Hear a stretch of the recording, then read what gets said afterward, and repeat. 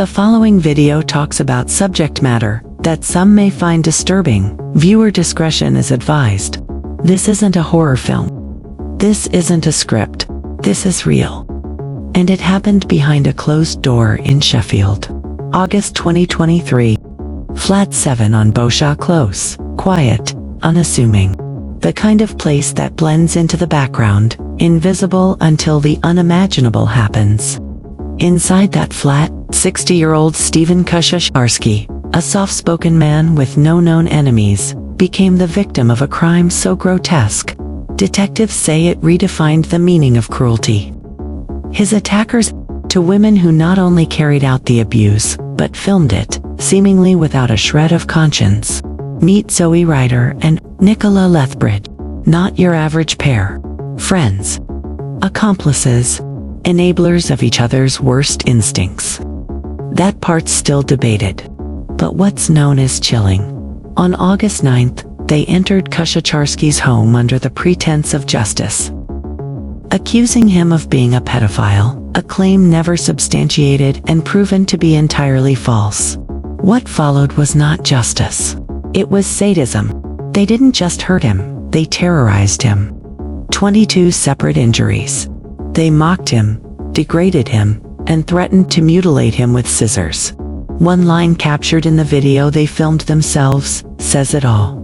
"You're not leaving this flat until I get what I want." Let's stop there for a moment. What did they want? Money? Power? Control? Or was it something darker? A twisted high from having total dominance over a man who posed them no threat.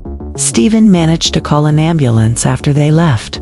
Bloodied, battered, and barely coherent, he still had the strength to dial for help. But 2 days later, he was gone. Cause of death, blunt force trauma to the head. A brain bleed doctors couldn't reverse.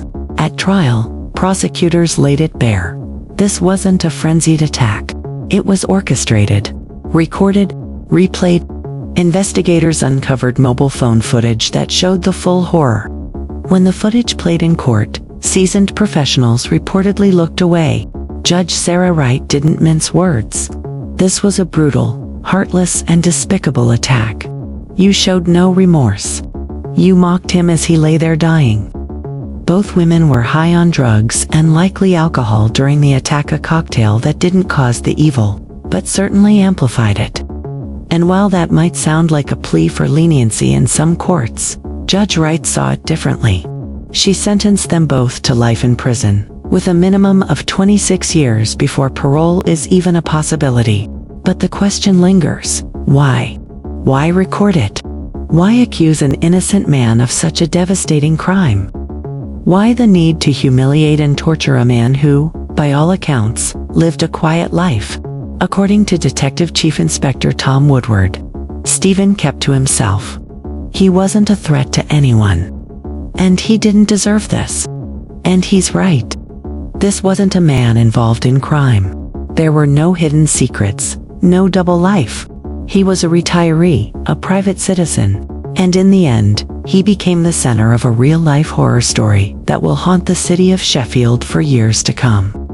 Vanessa's final word. This case wasn't just about violence. It was about the illusion of virtue used as a mask for savagery. It's about the internet-age phenomenon of performance. How some people record their crimes as if they're filming content. It's about women who weaponize false narratives to carry out real-life executions of power. And it's a sobering reminder. Evil isn't always in the alley. Sometimes, it rings your bell, looks you in the eye, and walks right into your home. This has been Vanessa Hartwell with Women Are Evil Too. If this story disturbed you, good. That means you're still human. Like, subscribe, stay sharp. Because in a world like this, awareness isn't optional, it's survival.